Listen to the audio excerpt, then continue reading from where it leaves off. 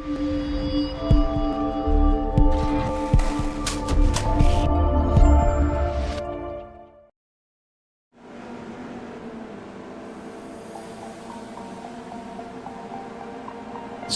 Raceway is a track of varying reputations, perhaps because it's a track of multiple permutations. The original full layout has long been greatly respected, with no less a talented and brave soul than Hans Stuck saying Sears Point was by far his favorite North American track. And its esteem is, of course, enhanced by the fact it lies in California's legendary wine country. The massive elevation changes, most with blind corner turn-in and a crest right at the apex, or a blind full commitment plunge downhill, are breathtaking. The challenges were enough, in fact, to entice Bob Bondurant to base his racing school here for many years. In 1998, to help the lumbering stock cars of NASCAR get around the track, the chute was born, eliminating the undulating run through the iconic Turn 6 carousel, but even so, creating its own challenges. And just for the record, the original name of the track had nothing to do with the Sears and Roebuck Company. It was named after a nearby ranch. But whatever the layout, it is one of the most serpentine technical challenges in North America, and tonight it hosts Round 6 of the second season of the Full Send Sims Esports iRacing Spec Miata series. Hi everybody, I'm Greg Creamer. Welcome to Sonoma. Joining me once again is Kyle Heyer. And Kyle, I think we made probably the most jarring of possible transitions from one of the world's most flowing of tracks last week at Mosport to one of the most sinuous and technical of all tracks in North America, even with the version utilizing the chute we'll be running tonight. Technicality is a great way to describe this place. This place shreds tires. You're going up, you're going down, you're going left, you're going right. And everywhere it seems like grip is at a premium. You have to find it, especially in the hot summer sun here at Sonoma Raceway. Greg, this is a great racetrack. I've been here a couple of times, and what surprised me the most is just the abruptness of a lot of the elevation changes. You mentioned the flowing nature of CTMP at Mosport where we were last week. This week, all the elevation happens very quickly, and you come over the crest of a couple of places, and you're almost airborne even in one of these Spec Miata cars. Oh yeah, I mean up over turn 2 and 3A in particular. That's what I call one of my my commitment meters, is up at the exit of 3A, where you've got to get really close to the outside barrier to really be fast around this place. You know what? I've often thought of this place, Kyle, as if you take Mid-Ohio and that little rise, like for the the exit out of Madness, add 50 feet to it, but keep the abruptness of it. That's kind of what Sonoma can feel like. But the other side of this place is the S's. And tonight, even though we're running the chute, it doesn't change the run through the iconic S's here. When I asked Hans Stuck that one time in person, I said, Hans, I'm curious, what's your favorite track in North America? And of course I'm thinking, Road America or the Glen. And without missing a beat, he said, oh, Sears Point. And I went, really? And he just looked at me and he said, Greg, the S's are magnificent and frightening. And that run that we will be doing through 9 and up through 10 without the chicane is a true, real gut check part of this track and another of those glorious commitment meters. And you talked about how this place eats tires. In reality, you don't see it so much here on the video game, but the pavement is cracked almost everywhere. So that just adds to that side edge chewing up of the tires. This place, if you manage tires well, even in a short race, you can have a lot of success here. And I think one of the other things about this facility, we've talked about the elevation changes and the abruptness of those elevation changes, but it's like a roller coaster, and in so many corners, you're leaping tires up off the ground and smashing them back down into the pavement and skidding them across corners using curbs. This place will destroy tires, maybe not in tire wear here in iRacing, but you will see a lot of tire temperature gain throughout our 25-minute races. There are 2 25-minute races tonight, and managing tire temperature and the front tires in particular are going to be the biggest challenge here. But Greg, take me through a lap real quick. We're going to ride on board with Morgan Burkhardt here in a couple minutes, but this is the short course, as you mentioned, skipping that famous carousel that is still a part of this course, typically when we run sports cars. Yeah, absolutely. And you can see one of the lower parts of the track right at start-finish. That run up through turn 1 is blindingly fast, folks, deceivingly quick. And you literally crest the rise up at 2, and you think, all right, I've got that out of my way. Then you blast over the top of 2, the car settles. Then you compress down into the entrance of 3, so you flow more speed that way than you think. And there's another very abrupt climb. And at the exit of 3, up at 3A there, you've got to take it all the way to the outside edge of the track. But if you overshoot by just a little bit, you're in the barrier. Turn 4 is now where you skip the carousel, you go into that falling right-hander that just carries huge speed, Kyle. It falls all the way down into turn 7. You can see a lowest area of the track. Great overtaking area. A lot of times cars side by side in there. And then the S's, and as I'm talking about, that long bend there where after it says turn 9, where it just bends to the left, and then that right-hand turn 10. Turn 10 in this configuration is a thing of beauty right there, baby. It's something else. And then into the final key corner, the turn 11 hairpin that also features pit in. This place, it really is, when you think of a roller coaster ride, this is it, really. Absolutely, and Morgan Burkhardt has been on the roller coaster ride all season long. Typically, he's had the highest of highs as far as his season goes. He continues to be locked in that championship battle with Caleb Patry in the 998, although Caleb didn't have the best finish to the run at CTMP last week, so looking for some redemption. But Morgan is currently on top. When he comes back around the next time, Greg, we'll jump on board with him for another lap attempt as he tries to fend off Nicholas Rice-Sputo, who's second quickest here in qualifying so far. And you see, yeah, Morgan running just a little wide there, was able to gather it back up, but it shows you just how challenging. I mean, he's currently on provisional pole, and yet even here, overskated it. Probably because his tires were a little chilled. He'd been sitting in the pits. So Morgan working his way down through that S's section, and you see the big curbs here. That's another key characteristic of making lap time. You got to get up and aggressive with these soft suspensions. You can clobber all the big apex curbs, especially at turn 4. We'll see them climbing over that berm on corner exit, and even here at 10, if you can hook that inside curb, you can make some really good speed. Morgan runs a little wide here. Let's jump on board with him. He's looking wild behind the wheel, but currently on provisional pole. Morgan Burkhardt, take us through a lap here of Sonoma Raceway. Well, hello everybody. I personally absolutely adore this track. It's one of my favorite in the entire country. The elevation, the type of corners that this track provides is truly wonderful. As we're coming up to the very difficult double apex, really weirdly shaped uphill turn 1. It's important to get the entry to right. You want to kind of compromise the first right or the first left to get yourself prepared for that second right. Turn 2 at the top of the hill. It's uphill, so you can brake super late. Coming into this chicane in this car, it's really just a balancing act, dragging the brakes. You want to clip in the curbs to get a little bit more rotation. Spits you out over the top of the hill. You really have to know where you are to be able to make it stick. And this really fast kink, gray is okay. It just eats the curbs on the entrance and exit, and then coming in, maximizing your corner entry, getting on the throttle super early to get a good run out of the chicane and into the S section. But again, this is flat out in this car, but you want to minimize the slip that you've got. You have to really keep this wheel straight, keep those tires from sliding across the track, because it kills all the momentum that you got. And then it's just such a rhythm section here. You want to maximize the entry, plop it down to gear, and then just kind of hope it sticks, get a little bit of wiggle at the middle of the corner, but very, very fast corner on the track. And then the slowest corner, most important corner, the final corner, a hairpin, you can really kind of cheat over the inside of that curve, get super close to those tire bundles, but it's very important to get a good run off of that, because it's going to be very difficult to make a move on you to turn 1. But that's the lap of Sonoma, one of my favorite tracks. I'll tell you, Morgan, I understand it, because just your description of it, it is. This place, it is such a technical challenge, but one that is joyful, not one that's tedious that you get on some tracks where you're just, all right, it's tight, it's slow, it's left or right. This track is technical, but has amazing flow to it, Kyle, as Morgan showed us there. And the one point I want everybody to keep really close attention to, I talk about the commitment meter there, the exit of 3A and how close that wall is. And certainly that run, as he said, you just sort of chuck it into 10, maybe try and get it to rotate a bit mid-corner. But watch here, the exits here, Kyle, and I think you've seen this with me at a couple of events, World Challenge.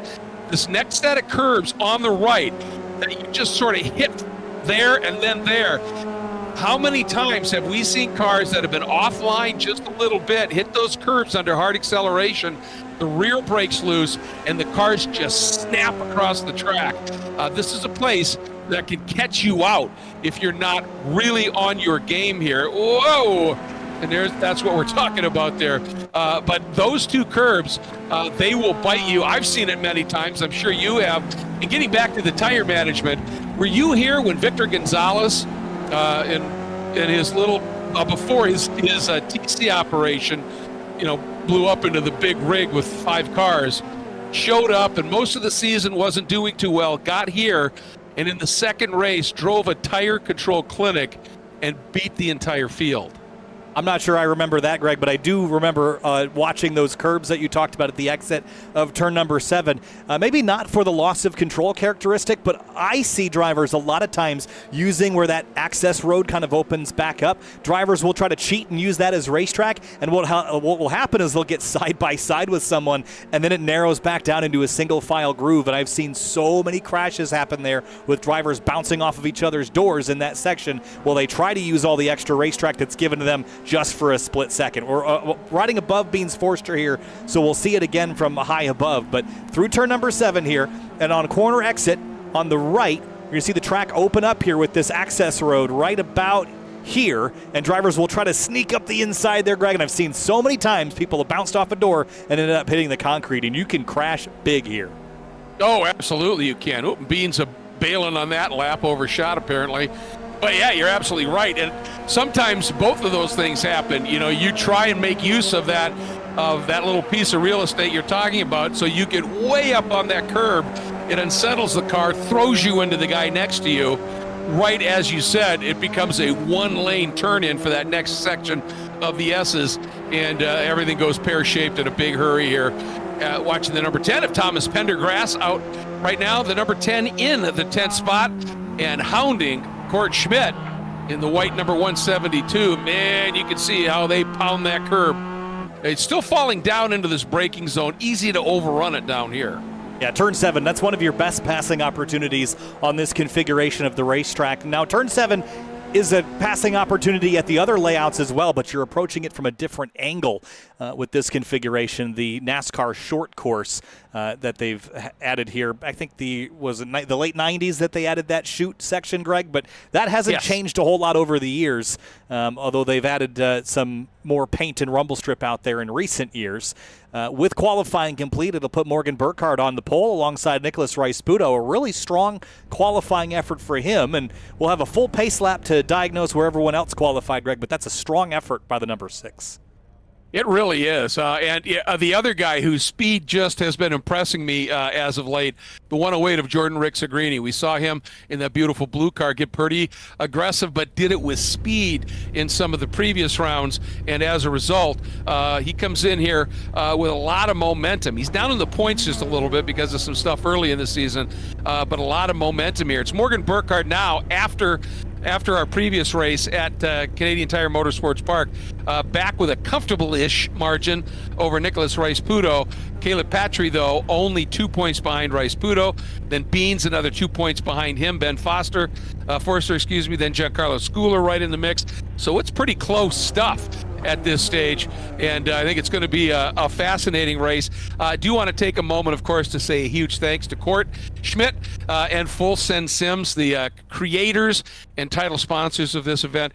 Court has extensive background in military simulation and also is a real-world racer, and he combined those two passions into top-notch custom turnkey racing sims with both real-world and sim training in mind. And basically, when you spend some time in one of the FSS or full send simulators, you end up with faster lap times. It's that successful. Also, a massive thank you to Frank Rodriguez, who was the owner of 3P Logistics, a tailored trackside support, race car storage, maintenance, repair, and transportation, and Rob Greenwood, who owns Final Turn Motorsports, full-service prep shop, trackside support, dyno tuning, and driver development from licensing to pro-level racing, to great presenting sponsors. And a quick reminder, top 3 at the end of each of our seasons get nice trophies. And also, if you are top place, but you haven't won, a hardware before, you get a nice direct drive wheelbase. If you're second and haven't got hardware before, load cell pedals.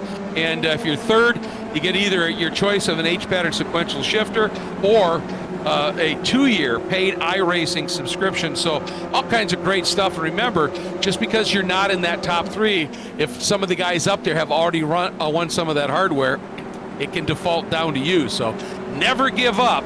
And as Full Send Sims will tell you, practice makes podium. And with them, podium makes hardware. So go after it.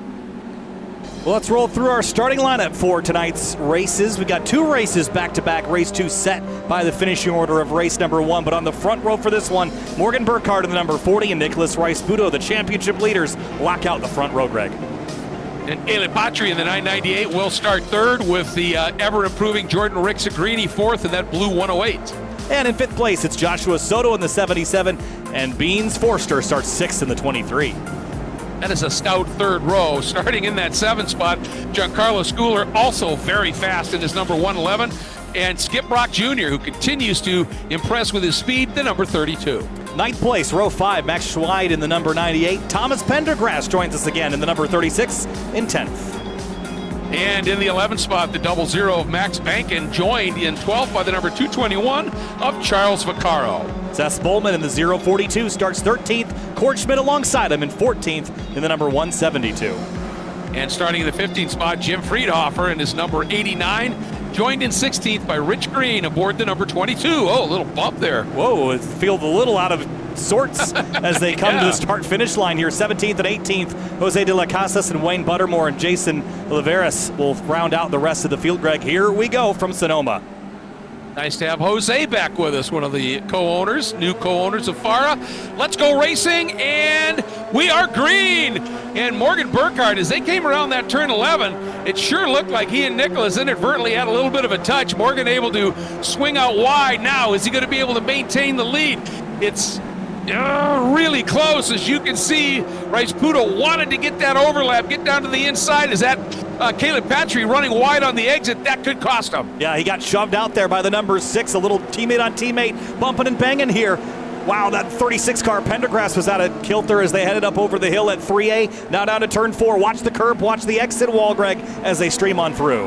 Yeah, and Skip Brock trying to come down and underneath the number 36 of Pendergrass, putting the pressure on here, wasn't able to get it done. Oh, 3 abreast now, that's what we were talking about. As a result, Pendergrass gets tapped, goes into a spin. He's going to go all the way to the back of the field. That is such a shame for the number 36. 3 wide on the opening lap into turn 7. That is a recipe for disaster. Burkhardt, though, free and clear. Rice-Budo in the number 6 back to 2nd place. Then Rick Sangrini up to 3rd. And then Patry, after getting shuffled off at turn 3, now has Forster, Schooler, and Soto in behind him.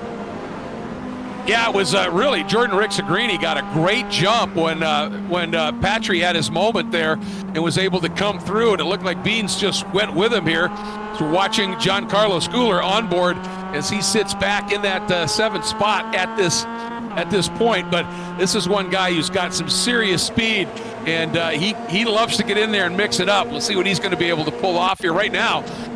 Trying to see who that was right behind him. Let's take a look at what happened down into this run here. And there you can see that big pop move. That was the 98 of Schweid on the inside of the 32 of Skip Brock Jr. They just condensed together. I don't think Pendergrass was expecting them to be 3 wide. There's space to be 3 abreast there. I just don't think anyone was expecting that level of aggression here early as we watch this battle with Bankin and Vaccaro for 11th place. Yeah, there was room inside Pendergrass, wasn't there, for 1 car? Yes. Which is exactly what he was thinking was appropriate. And, yeah, not so much. Here we go, down through this the 4 complex into the chute. And then you use all of the road here, but then you'll see the people every once in a while just do that straight line to the apex. Look at the curb hop by Brock. Yeah, that was a big commitment there. He had that thing all the way up on 2 wheels, maybe on 0 for a split second, but he's keeping the pressure on Jim Friedhofer here despite the assault on the curb there. You're not going to break the suspension on these cars with how stout they are constructed here in iRacing, so you can hammer those things all day long. But I do note there is some left front damage on Skip Brock's car from that contact with the 36. Well, and he's diving down the inside now on the 89. Is that Friedhofer? Friedhofer, that's right, yeah. So working up through it. Friedhofer's struggling just a little bit, it looks like, as well, in terms of pace at this point. Is that the 00 Bankin? Yes. Just starting to slip through as well.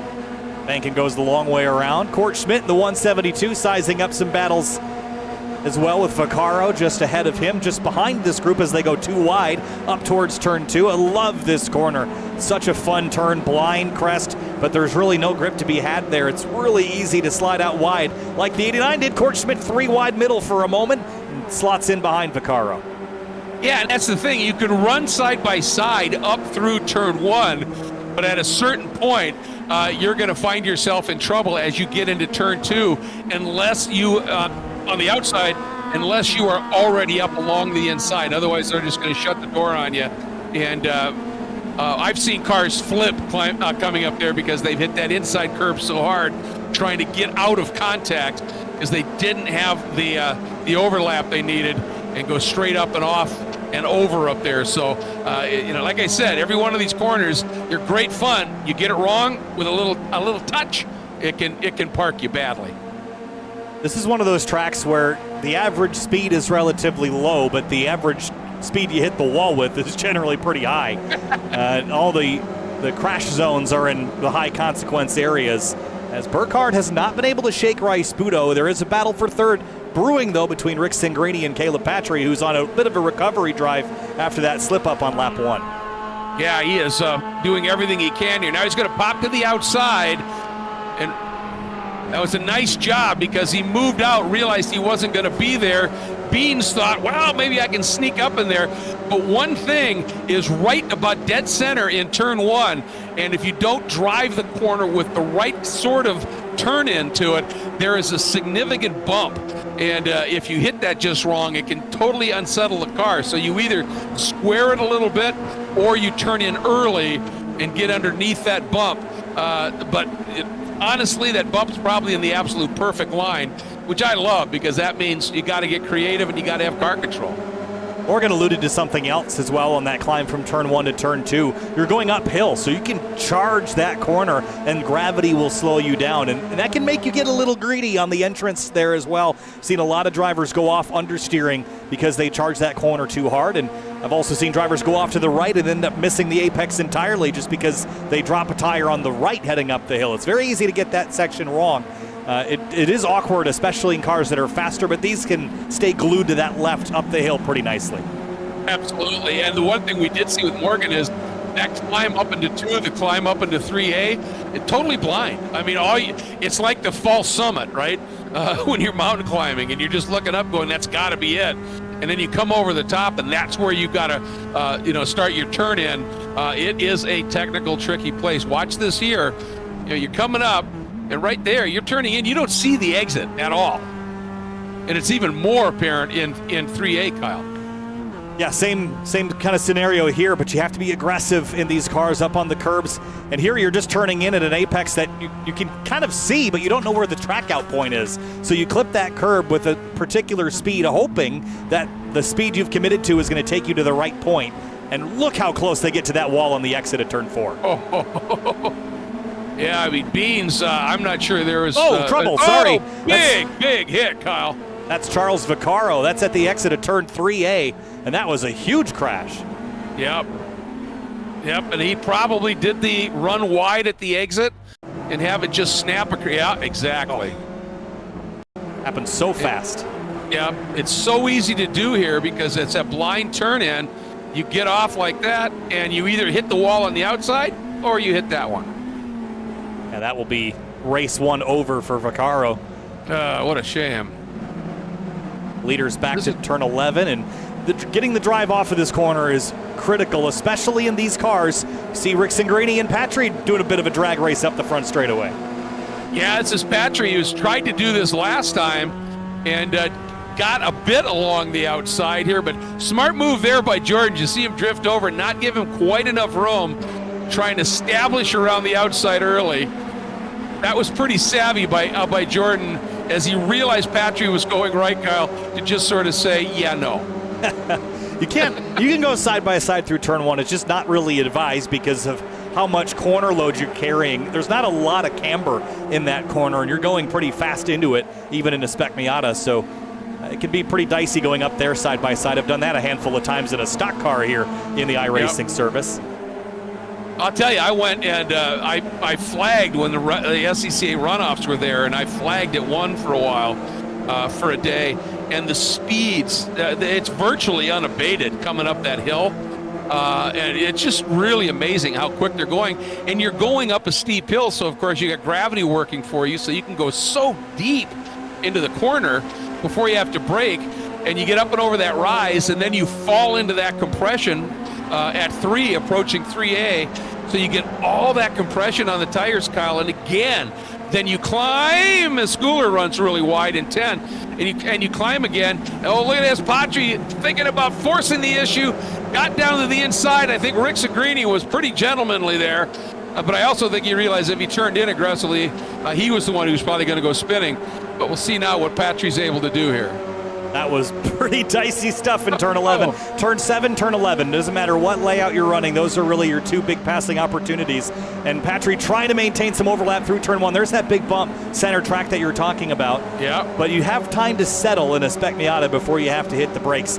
Not so in some of the faster cars I've seen race here. That battle has settled. This one is not. Court Schmidt, Max banking up the hill. Are they having fun out there right now?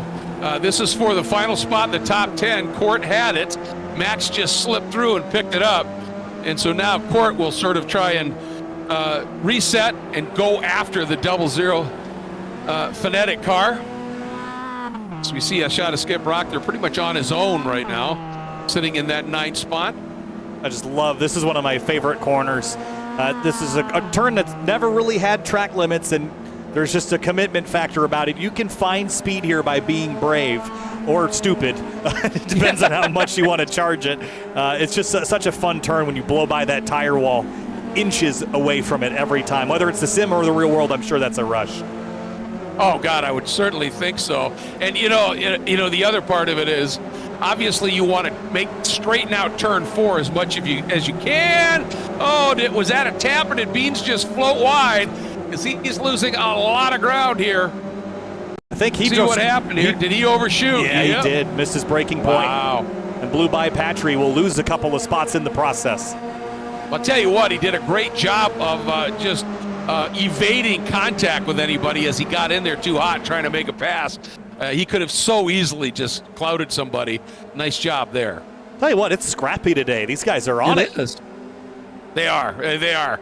I think this track brings it out, because it's just, there's so much compression. You can throw the car into stuff, hammer these curbs. You don't want to get, like you said, and what I was getting to was straightening out turn 4.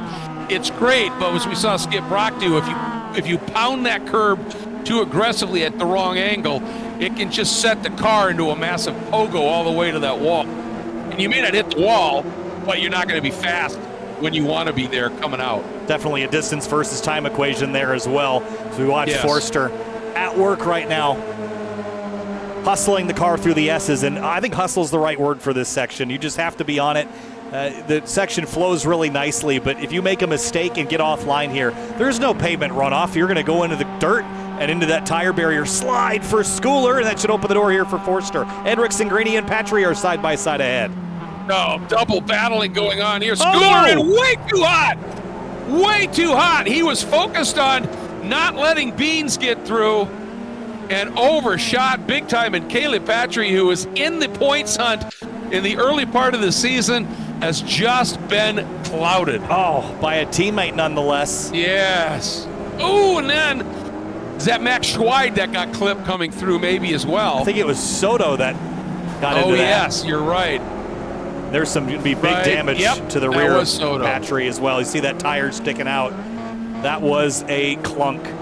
Yeah, he's crabbing badly. He's parked. Yeah, and that was Soto, who has been so fast this year, a little bit off of what we've seen elsewhere here at this point. And this may be one of those things where he just doesn't have a ton of track knowledge. That certainly happens. Oh. Yeah, he's got some bad damage to that car at the back. Yeah, it's not handling very well either. No. So trouble for a couple drivers there, and behind him, Schweid, I think, almost hit that wall we've been talking about. Here's a quick look at it. Whoa. Oh, he did clip it. He did. He did. He grazed it. He's got some tire bundle rubber wrap.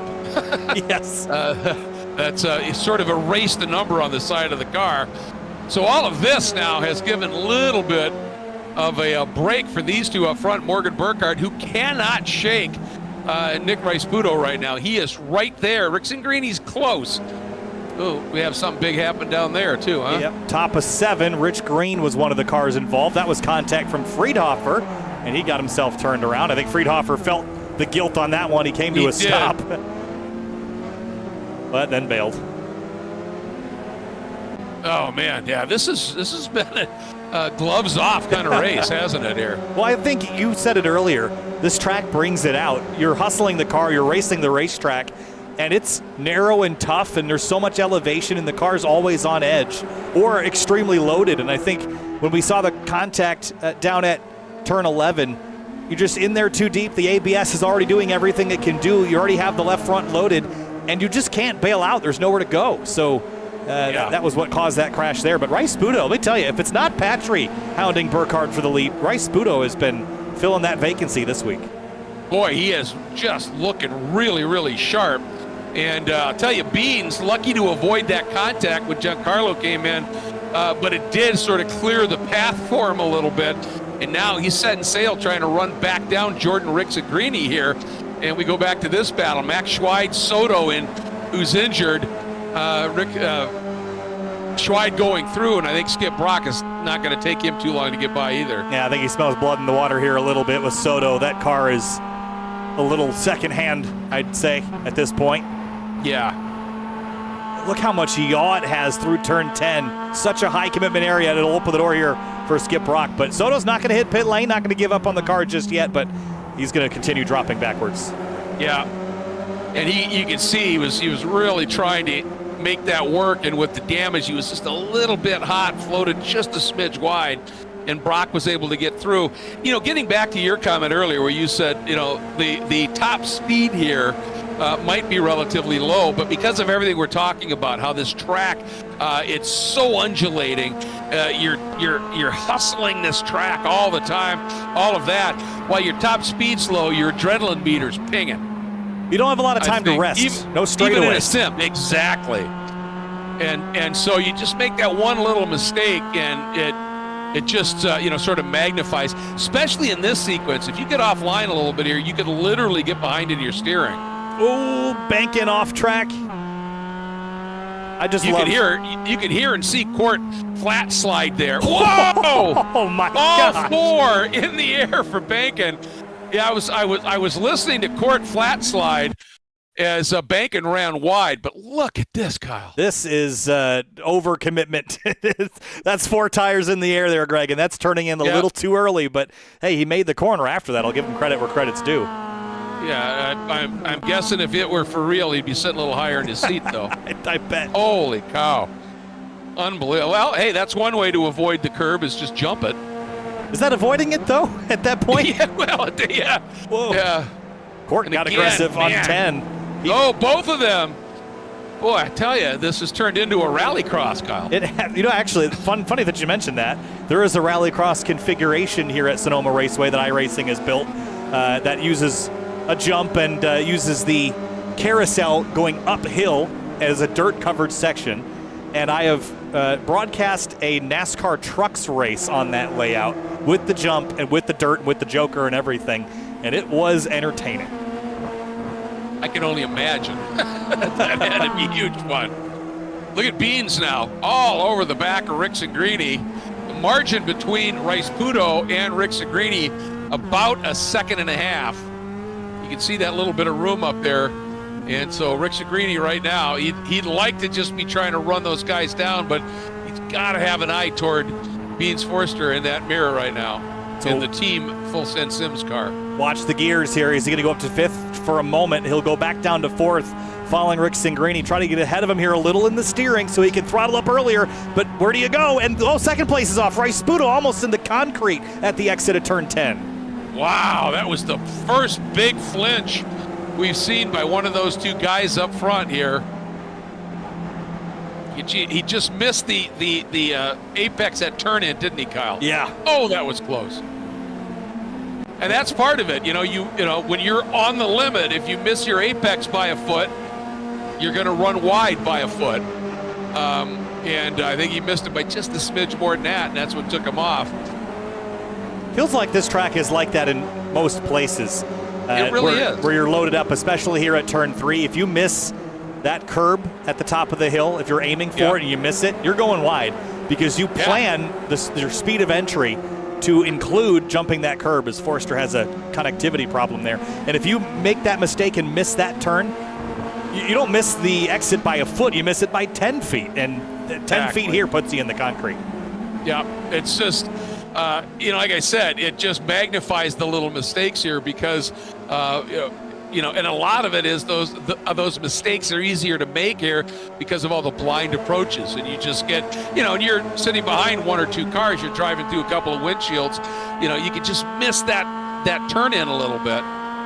And, you know, then you pay the price on the exit here. Now look at this. Beans this time a little bit of room, maybe trying to set up for a pass down into 11. I don't know that he got enough of a head of steam built up here. No. Ooh, Works and Greeny's in there hot, though. A little too hot. He is. Wow, nice save. Now to get through the Diamonded gears. that corner, didn't he?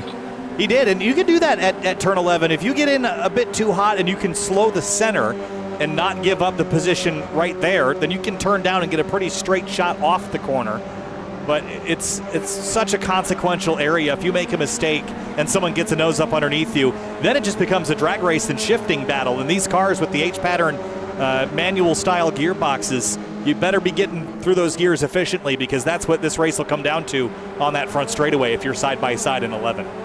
Yeah, absolutely. And that move you were talking about that, you know, you can do in 11, it all depends on having some trust that the guy behind you is not going to tink you. Absolutely. Because, you know, that then will just pitch you around, obviously. And did you notice, and you know, that's another thing, too, Bean's line up through turn 2, if you get too much on top of that curb, you know, and he really tried to straighten turn 2 out, or maybe it was, I think, 3A, you get too much on that inside curb, it can actually pitch you a little bit. And so you want to use the curb, but if you really climb it sometimes, it can be a bit detrimental here. Yeah, there's a way to clip curbs at this track in particular, and we see it there with the 108 where you're just trying to hook that inside tire and just try to create some rotation. If you get too aggressive with it and you end up straddling it, then you're not throwing the weight to one side or the other, you're just kind of centering yourself. Into the wall. Yeah, Forster got the fence at the exit of the corner there. Now, is that a lot of damage? A little bit. He got the door and fender dented, Greg, but I don't think it'll affect the car a whole lot. Let's see here. He'll know in a hurry. Get the steering straight, but it's hard to tell here. Not a lot of straight to index it on. No, it's kind of tough. He doesn't have the TDC ring there either, does he? No. Well, looks reasonably pretty okay. good here. And he's not losing a ton of ground here to Rick Greedy. And you know, even with that moment by Rice Puto, he hasn't been able to gain that back on Burkhardt. Holy cow! Wow. Beans is throwing everything at it. That's for sure. Here, watch this. It's a little wide there. That's why. Yep. Man, they got so close to that wall. I always wonder why that wall did that, and then I realized that there's actually a tunnel into the track right after that exit. And so that's why the wall kind of juts back so aggressively, is so that the tunnel's not crazy long. But it definitely creates a bit of an obstacle as John Carlos, well, this is Max Schweid, by the way, and Skip Brock Jr., who's hustling the car. Man, was that a save. And he caught that first curb right at you come out of 7A, that first bit of curb, and he clouded it, and it completely unloaded the car. And, yeah, you know, that you know, design you're talking about, really, they could have made that corner a little bit more open, that exit, as you said, with a little bit, I don't want to say better, but different design on that tunnel, just moving things a little bit. But I guess, you know, the number of times we've had our heart in the throat watching this in that section, I guess it's they made the right call if you're looking at entertainment. I mean, they could put spikes on it or something, too, and make it more entertaining that way, probably. There's all sorts of things you could do to make it entertaining, but it's okay. Now you're taking us into the gladiatorial world, yes. my friend. It's like a torture device almost. It just begs you to drive out. Look at that. Every lap. Yeah. What's the point of the track to the right? Yeah, that's just crazy. Skip Brock Jr. and Max Schweid back on it for 6th. You see Giancarlo Schooler just up there a little bit. That's the top 5. These guys, man, same deal, right to the wall. Ooh, good run here by Brock. Is he going to go? Look, I thought he got through there well. Just uses that curve, but look at that. Nice run by Max Schweid and able to park him right back in front. Good attempt there, using that inside curb at 7 to just help the car rotate. But not enough drive on exit. Now, one of the things I've noticed here, I've had a lot of experience around this track in iRacing, in stock car machinery in particular, and longitudinal grip, acceleration grip, is non-existent in those cars here. And that curb is actually something you really want to avoid in those cars because you land and you're bouncing the suspension and the tires just don't want to hook up. But in the Miata, where you're flat on corner exit, use all the curb you can if it will help your car rotate and get pointed the right direction. You bet. That's, sometimes those high curves, exactly what you're talking about. You just touch a part of it with the car and get the weight to transfer a little bit and help rotate.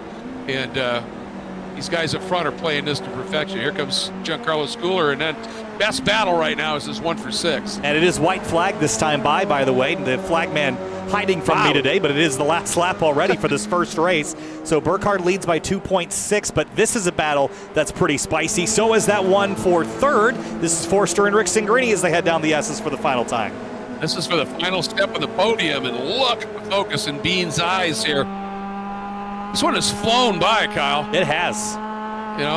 Haven't had that tooth and nail battle for the lead, but the other battles have been so compelling.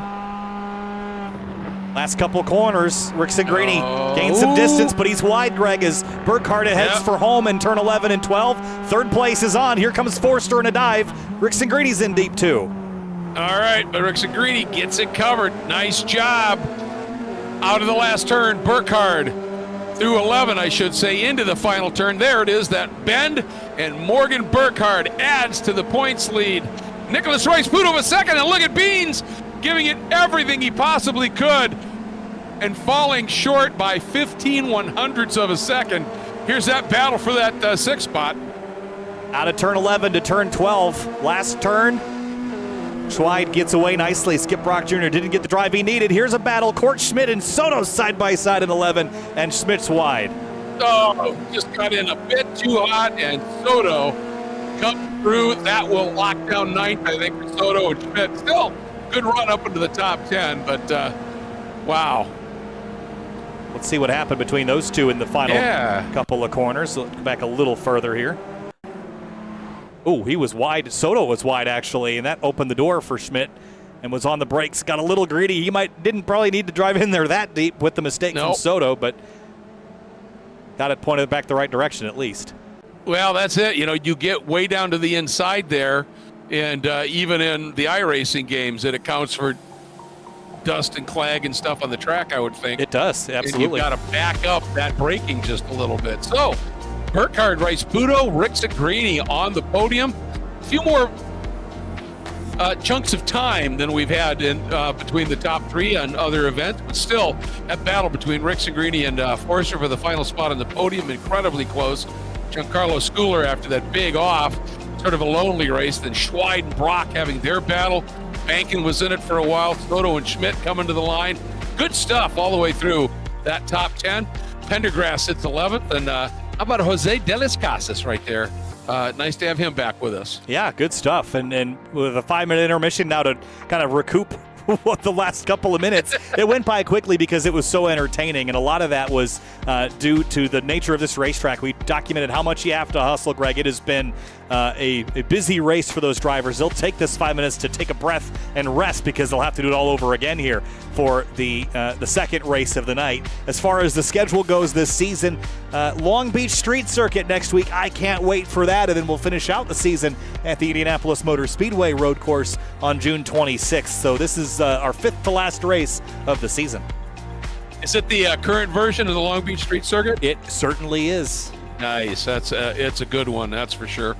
Yeah, I'm just all the variety of the venues here has just been astounding, and every one of them has their moments that are just incredibly exciting. Hey, do want to remind people that if you're looking to be a little bit quicker, especially if you haven't had any time on the Long Beach Street Circuit or the Indy Road Course, go to fullsendsims.com, sign up for one-on-one instructions.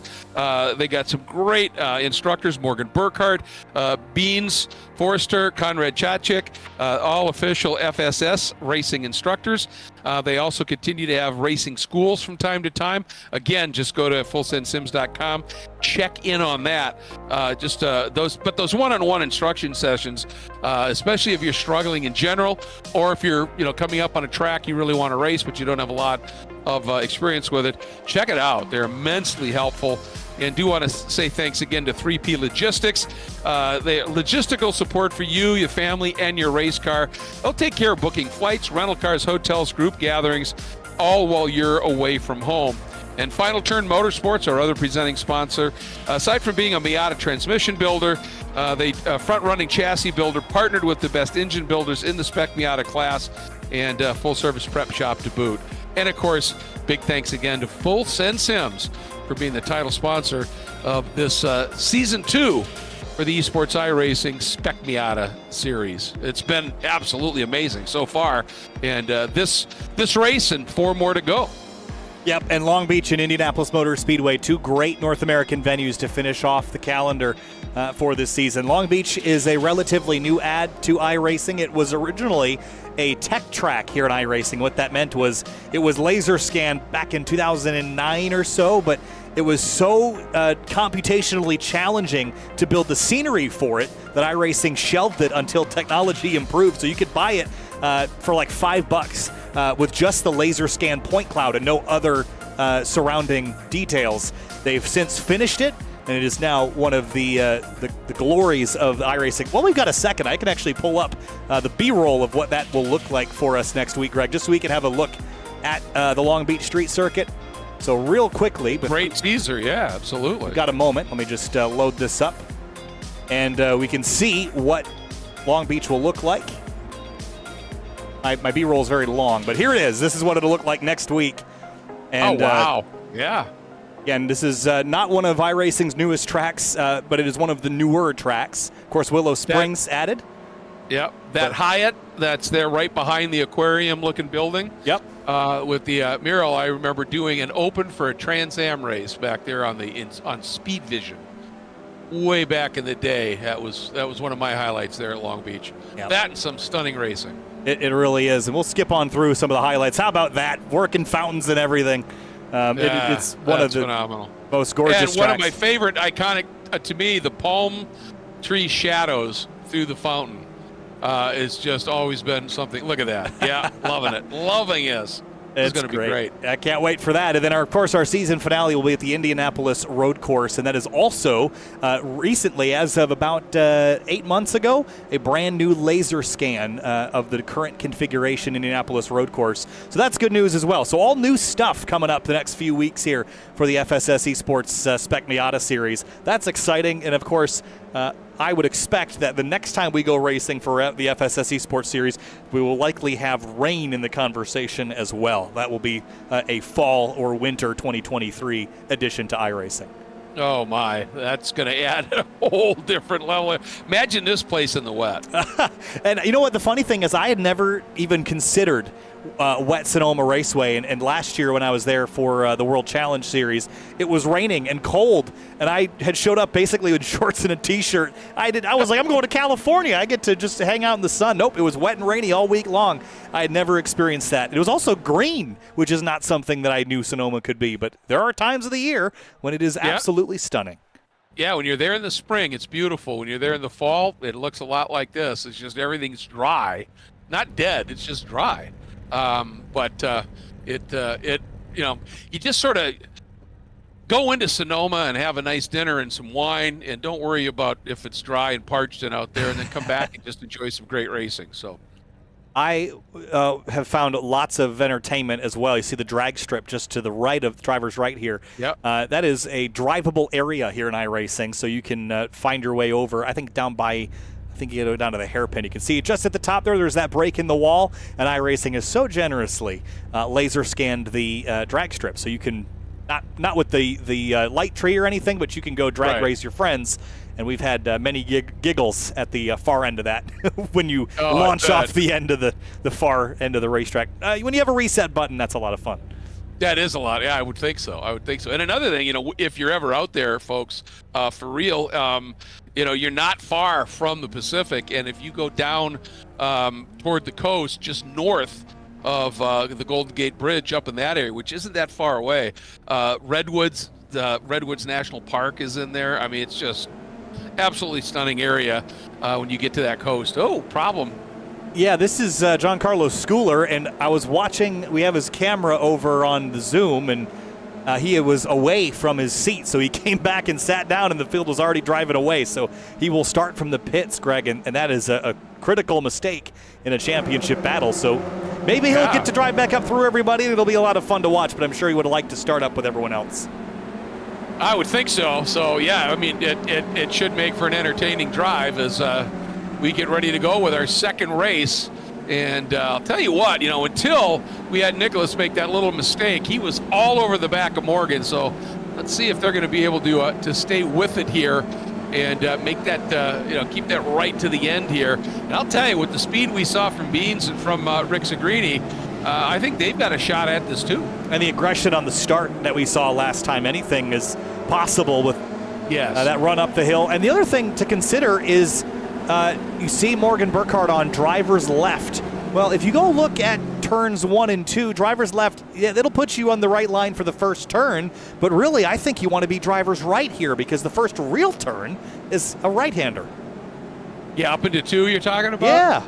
And so typically in series that I've run in iRacing with lane selection like the stock car guys do it, I would always pick right side.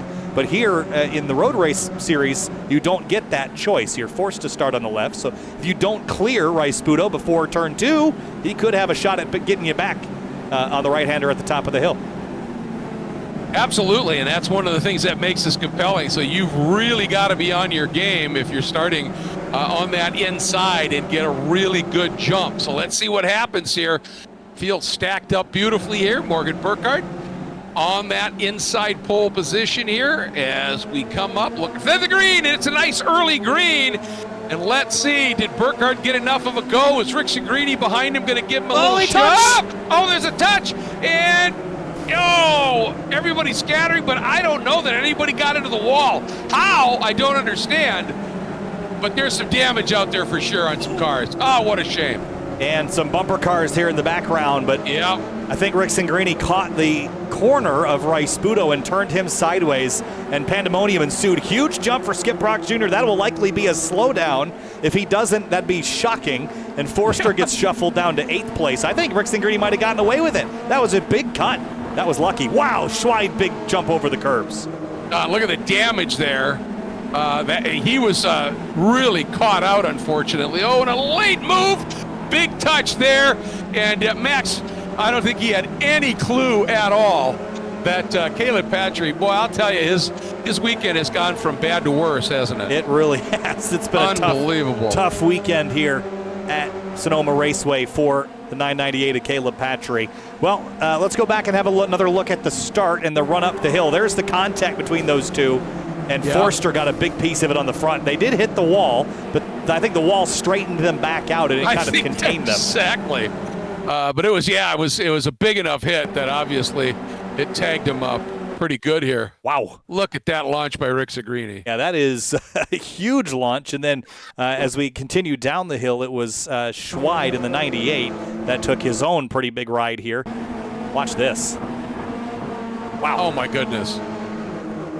That's about as close to going vertical as you can get. Or not vertical, what would that be? I think you had it right. 90% rotation, yeah. Called Delta Airlines. He's in the FAA's airspace now, but I mentioned earlier, with these cars don't have iRacing's new damage model, so braking suspension on curbs isn't really something that you can bend things, certainly, but you can't like break a wheel off or anything like that. But what you can do is you can drag the oil pan on the ground and damage your car. We've seen that happen. Even I think at CTMP we saw that with someone that hit the blunt end of a curb and overheated the engine because of an oil leak. That can happen, and I think he landed on the wheels, but if you're riding on board and you hear the scrape, it is a guttural sound, and you hate when you hear it because you know that you've damaged your underbelly at that point. Well, and these curbs are so abrupt in spots. And like you said, that's a nasty moment there. Max coming in, I don't think you realize that they were that far off pace because they just touched. That's Jose de las Casas right there. And is that the 22 green? Yeah, it is Rich Green, and then Max. Yeah. No, sorry, that's not Bankin. That's the 20. Oh, and a big hit in the background. Oh, it's Patry. Is that Caleb Patry again? Oh my goodness. Man, tough night. Yeah, no kidding. Serious damage there. Ooh, tried that outside move. 19 of Jason Oliveras. Went in there side by side, and he was going to give him the corner, just I don't think conceded it quickly enough, and the 19 hadn't gotten down to the inside all the way, and now both of them are crashed. Yeah, that was the bigger problem, was I think the 19 was a car width wide of the apex. Yep. Which is exactly what Caleb, the opposite of what he was thinking was going to be happening. So Carlos Vaccaro crashed out of race 1, is hounding Jose de las Casas for 12th place now into turn 4. Ooh, a little wide there. Didn't lose too much, though, as we hop on board with Seth Spolman. Had an opportunity to maybe close up. Oh, that's a late lunge. Jose getting spun. Both. Oh, and then Jose, he avoided getting collected there. That's a shame. Those two guys were pandemonium in this race. Yeah, this is just crazy. Yeah, this is just... Yeah, got in there a little hot, and then the 18 flips back around, and Buttermore sweeps on through. That was so close. But, yeah, is it a full moon or something? It's not nighttime yet, but feels like it. No, this has just been, and then Jose gets that curve, goes wide. Boy, everybody just needs to kind of go, okay, slow down and get back into the groove here a little bit. Yeah, these two are like magnets. Yeah. And not the kind that are attracted to each other either, I don't think.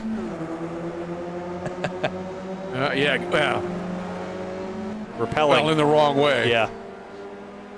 Well, all right, now let's see. Back up to the front here. Rick Zagrini, Brock, Soto. And you know what? I was wondering with Soto, we have seen he has got some serious speed, and if his car was going to be healthy for this race, I thought he was somebody that might be able to get up here and start mixing it up, and he's done exactly that, sitting in that 4th spot. Yeah, didn't have a ton of pace in the last race. Was kind of mired back in 6th, even before the contact and damage. And he's up into 4th now, but I think it's more of a result of some of the attrition at the start. So he definitely has not been as quick relative to his competitors as he typically is. This track doesn't seem to be meshing very well. We did see him, I think, was it Road America that he was up at the front? So maybe the point and shoot tracks are really his style more so than the flowing ones. But now on the outside, going to try to get that later turn in on exit. And Rick Zagrini is a bit of a cork in the bottle here, it looks like. Yeah, and I mean, you can see that Soto was trying to square up, get underneath Brock, who was actually trying to square up and get underneath Rick Zagrini. And that just parked Soto as well. But you're right, that margin is eking out now. It's over 2.5 seconds. And there's Burkhardt, who is gone. And, of course, Nicholas Rice-Puto, we know he's fast. He's just trapped behind these guys who are racing hammer and tong. And who knows how much damage he's got after the collision at turn 1. Exactly. We didn't really get a good look at this car. It actually doesn't look all that bad. Slide and crash ahead of them. Who was off? Skip Brock. Oh, Skip Brock. I wonder. Ooh. Oh, Skip, hit the brakes, buddy. There you go. That's a bad spot to be stopped over the blind crest here. I wonder if he got that curb, what we were talking about, and just launched him. Yeah, let's have a look. Well, we got to go back a little farther than that even. That was a hit. It was behind Rick Zagrini. Yeah, look at that. Yep, too much. And then I think there was some contact with Soto after that. Yep. I think as he got up on those two wheels, it just unloaded everything. There's nothing Soto could do. Yeah, Soto got hit from behind by Rasputo, so a stack up there. So just an ugly chain of events there. Oh, no, there wasn't any contact. No, there wasn't. Just snap back to the left. Yep. That's also one of those areas, Greg, that if you're sideways, yeah. you should just crash to the right. If you try to save it, if you overcorrect, it's a lot worse. Yeah, exactly. And that explains why Rasputo got into the back of Soto, because Soto abruptly checked up. Yeah, did his best. To not get into Skip Rock. So now it is Rick Segrini with Soto up into third, Rasputo in fourth, and guess who's in fifth? From dead last, Giancarlo Schooler. Yeah, it doesn't look like he's having the most fun. He's had happier faces in this one, but... That's true. That's sheer focus right now. Yep, and he's got about 7 seconds to make up to Burkhardt, and last time by was 3/10 off of Burkhardt, but about a half a second faster than everyone else ahead of him, so he's making up some ground as you see Rasputo and Soto and Rick Segrini getting back into the mix. Hey, can you go back to where we just watched Giancarlo come through turn 4, and he totally avoided the curb up there, and just his speed through there was really impressive. Watch this. Doesn't pound the curb, just nicks it. Yeah, really clean line through there. Clean and fast. Car wasn't bouncing and flying around, and you've talked about it in these cars. There's a distance versus speed scenario here. Just touches the curb. Look how early he's on the throttle, and the car's just absolutely flat. Yeah, and it wasn't sliding around. He wasn't beating up the tires, and if you jump that curb aggressively, you can load up the left side tires a lot more, and that'll generate more heat. And because this track is primarily a clockwise track, you're leaning on that left front anyway. So I think there's an advantage to not being that aggressive here. It's just one of those things that might not be faster to hit that curb. It's just easier sometimes to turn in a little earlier and hit that thing. And you might feel like you're going quicker. And I'm just not sure, to what extent it's actually helpful. Well, I think, there's a point of diminishing returns.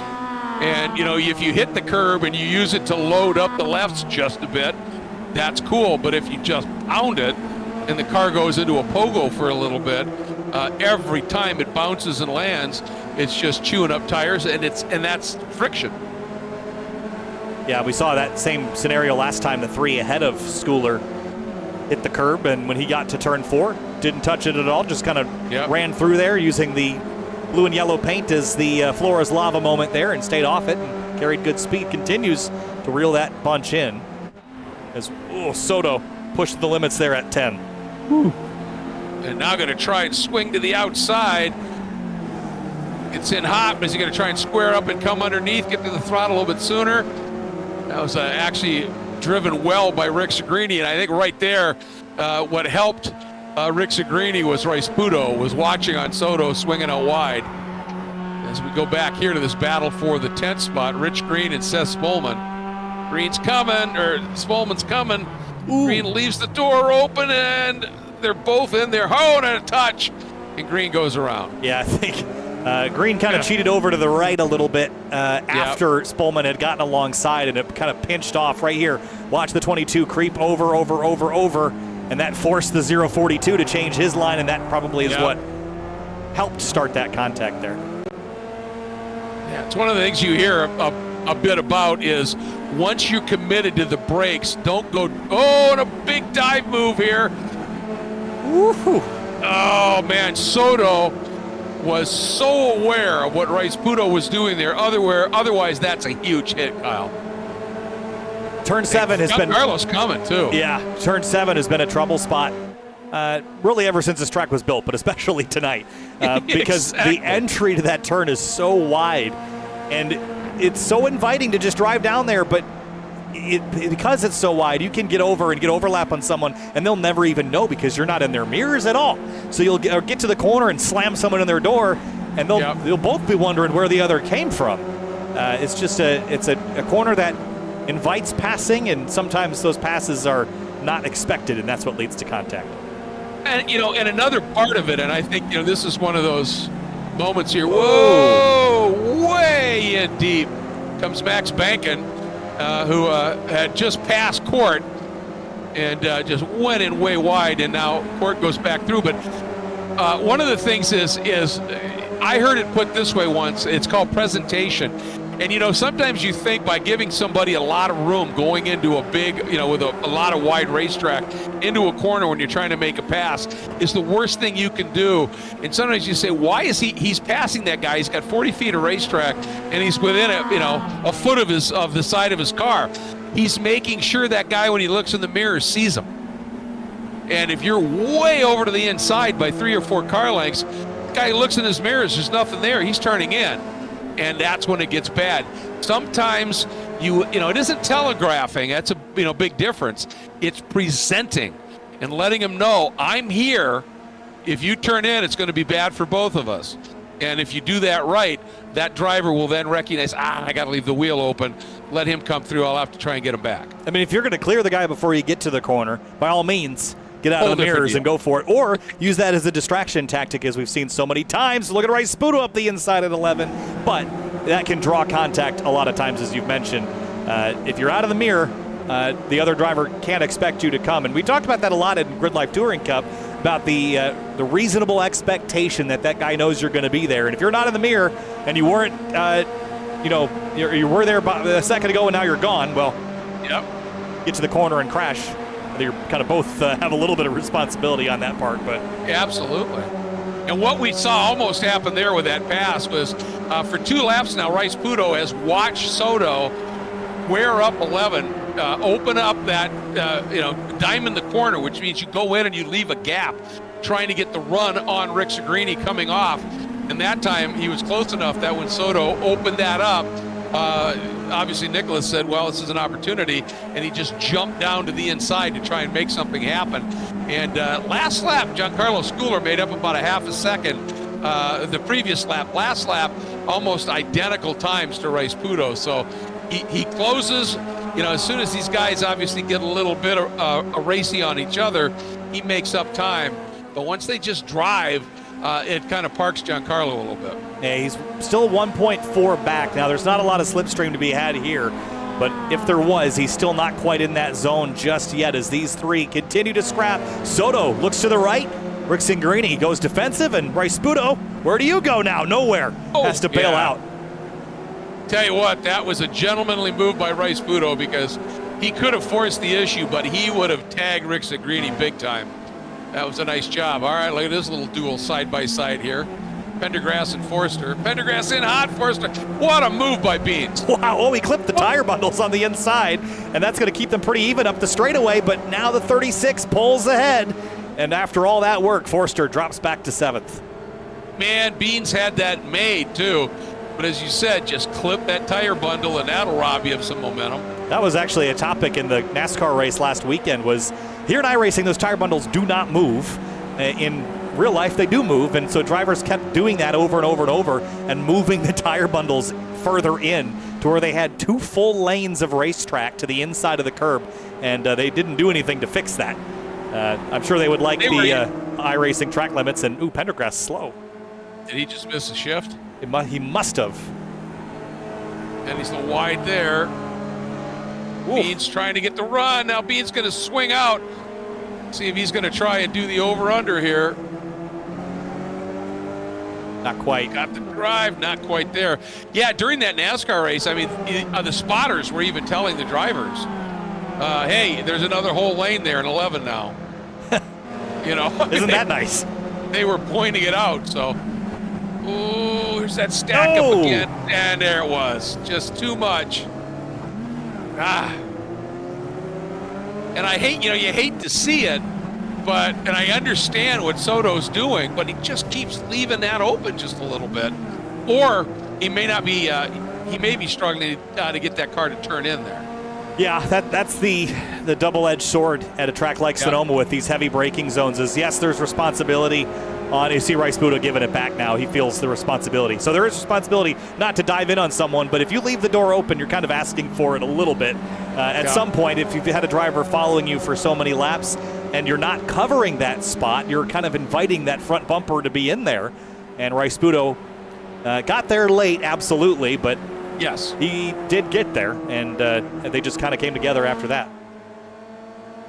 Sometimes it becomes a point of dissuading the guy behind you a little bit. Yeah.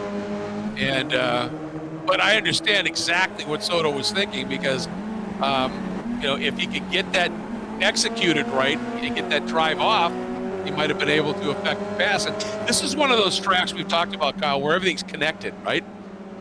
And so sometimes you're literally setting a pass up 3-4 corners in advance.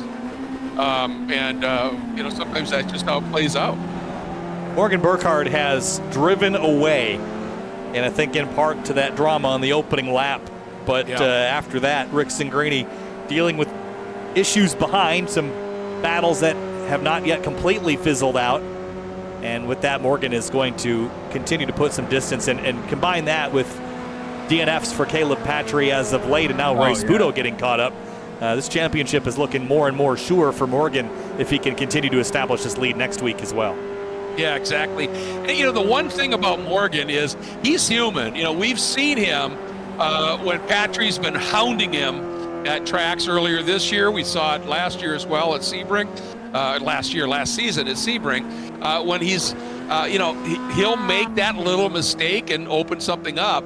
And we saw what happened, obviously, at CTMP in that crazy race. But when he's off on his own here, where I think this guy just shines, is his ability, when he's not under pressure, to still click off just qualifying lap after qualifying lap after qualifying lap and just break people. Once he gets that little bit of a margin, if they're right there and they're sticking the nose in and all that, and he's got to hustle, he's human and he'll make that odd mistake. But on his own, he's just a metronome. A metronome is a great way to describe him, actually. I love that.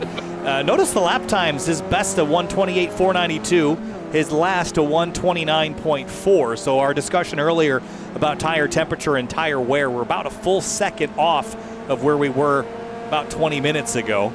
And that, again, ticks off a tenth slower that time by as well. So there definitely is some change in dynamicism in the tire over the course of this race. And Morgan's handling it very well. One of the recent changes that iRacing has done, I think it was a last build, so it would have been March. They added what is, I can't remember what they called it, but it's basically a dynamic topology of the asphalt across the surface, meaning that the racing line where cars are kind of beating over and over and over again is smoother in terms of its abrasiveness, whereas areas off track or out of the groove are more abrasive because they're not as used, and that contributes to where you can find grip and also contributes to how much the tire is worn. So it's a very interesting detail change that iRacing didn't have prior. Well, it's amazing how they just keep upgrading these scans and bringing everything in. And I would say that, part of it is that Morgan here only losing a second over this distance is, he hasn't had to be chucking the car around. He's just driving these incredibly smooth and effective lines. In real life, a nice move there. Was that Max? No. Friedhofer in the 1989. Friedhofer, just opened the wheel up for him. In real life, racing as hard as we've seen here, I think tires would be dropping off at a rate of over 2 seconds a lap. Yeah, I think you're right. Sure, it's that nasty a track in terms of the abrasiveness. It's always fun to go watch some oval racing because tire wear is a much it's probably as part of the pie, a larger piece of the conversation of how those cars race. So there's a lot of detail and attention paid to the tire wear on the oval side and the way that oval tracks behave over time. And I've seen tire fall off of 3 to 4 seconds at tracks like Darlington before recently. So it's always fun to go to different racetracks and see how they beat up tires differently. The Indianapolis Motor Speedway, where we're going to finish out our finale, known for having really hot surface temps in iRacing in particular. But, of course, now with the fresher pavement of that newer laser scan, probably a little different than it used to be in the simulator. But details on details on details in the iRacing service. And I'll tell you, we're obviously talking about how excited we are about the Long Beach Street Circuit as Court Wagner into the pits and now back out. But I've always thought the Indy road course, even though it's pretty much flat, it's got some nuance to it that's pretty darn cool. And, I've called a number of runoffs races there as well as pro stuff. And that track presents its challenges too. So, and you certainly spent time there. You know what I'm talking about. It's just, as Tom O'Gorman would say, it's got texture, and you've got to read that texture right there to be fast. I'm not sure what it is about the Indianapolis road course, but I really like that place. And I've talked to Eric Cattell and some others that have raced there in runoffs, as you mentioned, and some of them are like, I don't.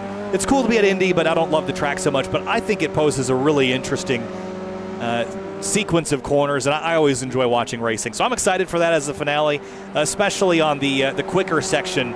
That quick left-right chicane.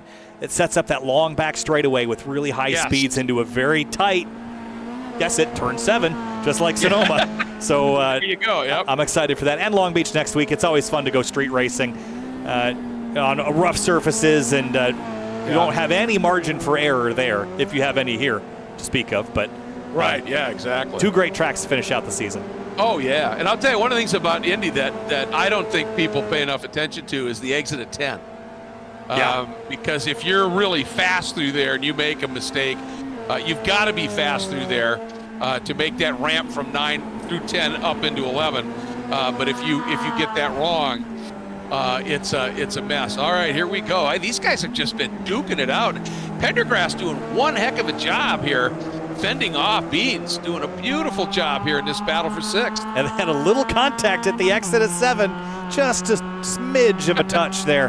And now Forster back on it, working his way through the S's. And he'll have 1 lap left to decide this position for 6th place, as Burkhardt will get the white flag this time by. All right, here we go. On board through 10.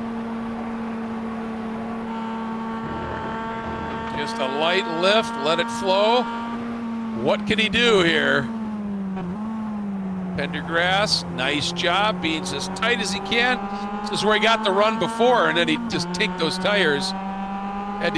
Gave them a little bit more respect this time, but he didn't get the run out, did he? No, and Pendergrass really efficient through the gears as well.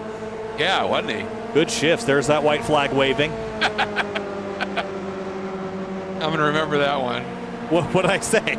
Oh, man, this race, that's some good shifts. Oh, man. Sometimes I don't catch that stuff, Greg. I just stream of consciousness speaking words out of the face. I know. I'm with you. But I'm here to enjoy it for you. We were joking earlier in the office today. Creature's working on a video edit where he's got captions over one of my calls at Lime Rock, and it's just words smashing all over the page, and it's very funny to watch. Oh, Pendergrass slow out of 4, and this will open the door here for Forster. Here he comes. Forster squares that, but turned in again. The nice thing there was, he did that, but understood that he had to just be ready because there could be contact. And, sometimes you just got to say, look, I could just barge through this, but it's not the right thing to do. Right now, Morgan Burkhardt starting the last lap, following Court Wagner up the hill. That's it, actually. That was it. That's checkered. Oh, my, did that happen quick. Yeah, he's about a half a lap ahead of that other battle we were watching. So Morgan Burkhardt picks up a win. Rick Singrini second behind him. Schooler, then Soto and Rice-Sputo.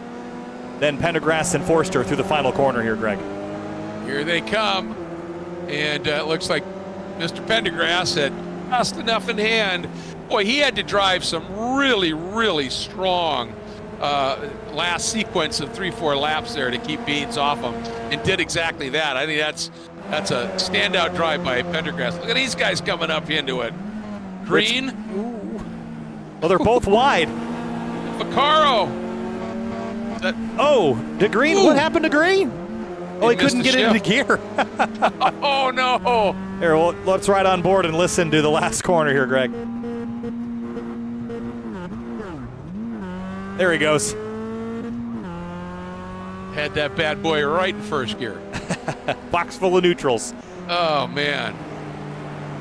Well, Burkhardt has done it again. Weak sweep here at Sonoma Raceway. Race 1 wasn't easy. Race 2, it looked that way, but only because of a dramatic start to this race. Here it is again, that contact at the opening moment, Rick Singrini and Rice Budo getting together, and everyone playing ping pong on the run up the hill.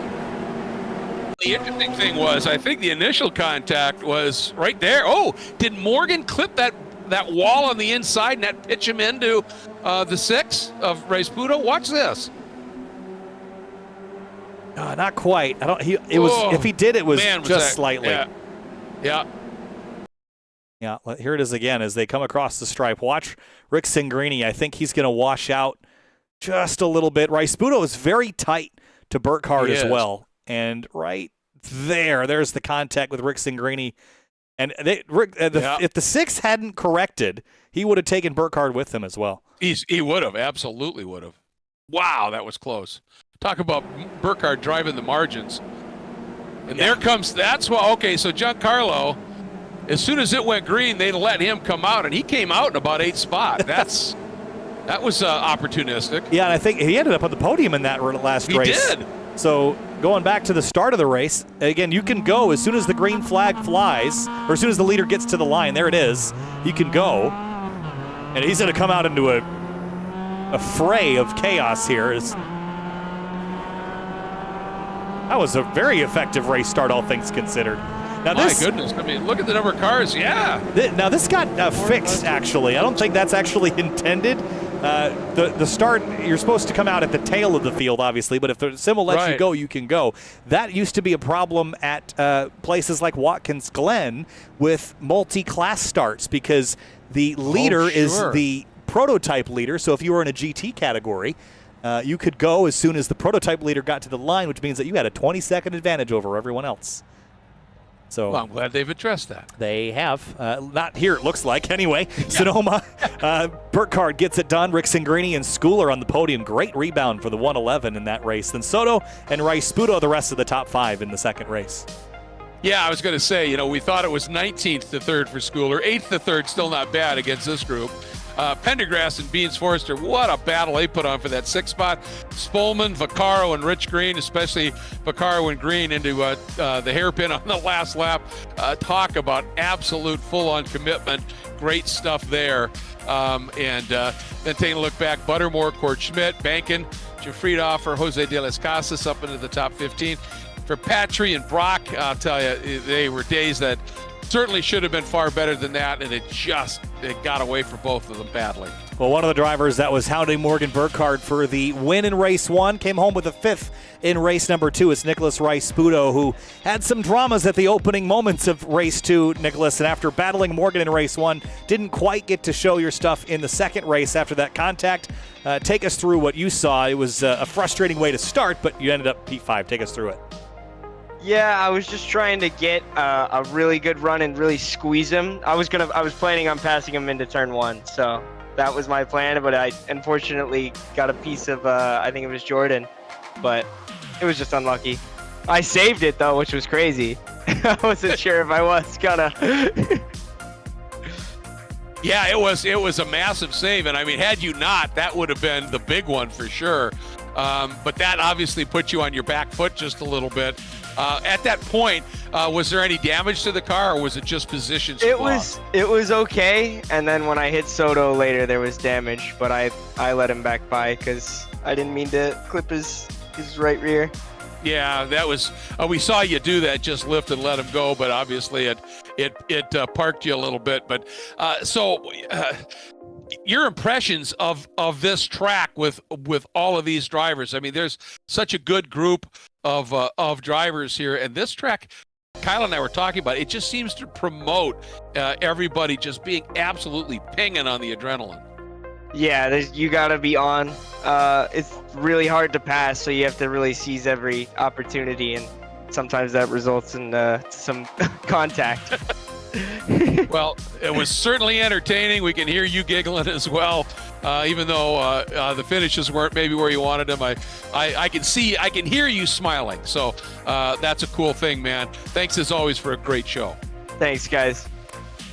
Thank you. We'll move on now to Jordan Rick-Singrini, who was second in, actually, let's do Giancarlo Schooler first. He was position number 3 after starting from the pits and getting launched right into the thick of it at the start. Managed to bring home a podium. So that was a wild one. I know you just missed the gridding process, but it didn't seem to hurt you all that bad. Take us through it. Yeah, I was kind of annoyed at myself initially when I realized I missed the grid. I went to go get a fruit snack, and I came back, and they said miss start, and I was pretty annoyed at first, but it ended up actually helping me. It seemed like there was quite a big incident on the front straight coming to the green, so it all worked out in the end. So first of all, sorry to Caleb Patry for that incident in race 1. Him being my teammate, it sucked that it happened. We worked it out, but nonetheless, a great race, and I'm happy to come home with P3. I was going to ask you, Giancarlo, when you came out of the pits and you were right in about the 8th spot and that field streaming through, did you think you had any kind of an opening to get in there without getting hammered? Yeah, it was a risky move, and a part of me thought to do the right thing and wait for the field to pass, but the racing side of me thought I better get in the mix and see what I can do here. And thankfully, people saw me coming. I slotted in right about P8, like you said, and then I battled my way up and had some luck on my side. I finished P3. Yeah, it was a great podium run, and that incident in the first race. Just I was that just when you got a little bit off to the right and just lost some of the grip. Yeah, I think it was a bit being offline, as well as during the downshifts I had neutral, so no engine braking there. I think that kind of just made the issue a lot worse. So I apologize to Caleb. We worked it out. Oh, sure. Like I said, unfortunate incident, but on to next week.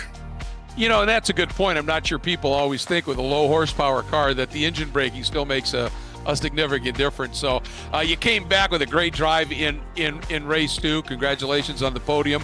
And I got to tell you, we were talking about your run through 4 down into 7 was so clean compared to everybody else and seemed so much quicker through there. Well played. Thank you.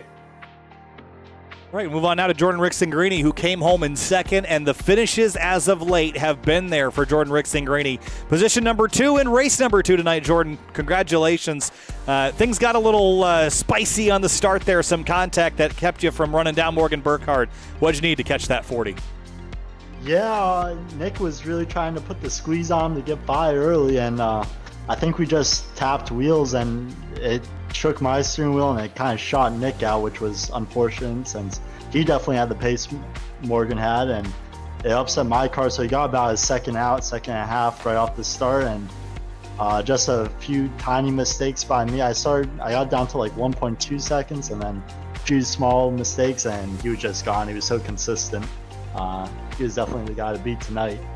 Shame with what happened to Nick. He definitely could have given him a good run, but it always kind of seemed like I was driving my mirrors tonight, having to defend. I had good pace in qualifying, and then I was just having to drive really defensive all night. And then Patry and Nick and Schooler all got kind of into it in that second race. And after that, I was finally able to just drive forward and made a little bit of a gap after that to secure second.